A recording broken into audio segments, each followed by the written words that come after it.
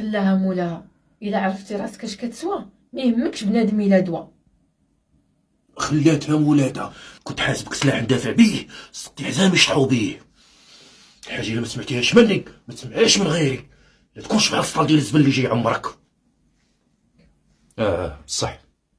اش من بصح حتى انت كون غير ما سمعتوش بودني نقول بصح الحاج مسكين مظلوم. شنو سمعتي اختي فاتحه؟ اش سمعت الله يسمعك البلاد تاويها. اش عندها ما تسمع؟ ويلو راه واحد المراه اتصلات بيا المراه غلط، بقات كتسولني وانا كنجاوبها، وحيت انا على نيتي وما فياش الكذوب والغش ما بقيتش كنجاوب. صافي هذا ما كان. انا قال لك ما فيهش الكذوب والغش. ايوا قول لي اش كانت كتسولك واش جاوبتيها؟ ويلو كنت كتسولني قالت لي واش انت مزوج، قلت لها اش قلتي ليها؟ قلت لها لا نسيت. واش الواحد ما ينساش؟ راه 6 سنين وحنا مزوجين، وفتح الرجوع علاش 6 سنين وحنا مزوجين.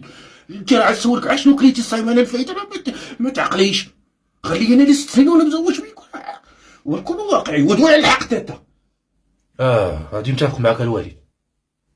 يشهد الديب على ديلو. لمن غتخرج تشبعي ما خرجتيش تشبعي لباك. وين باه؟ من باكي جاك؟ شتي البالي حضرتي، كون من الحسد والغيره والناس شريره كلهم داروا قصة حياتي في الوثائقي وعرضوا في قناه الجزيره يوجهوا بغريره.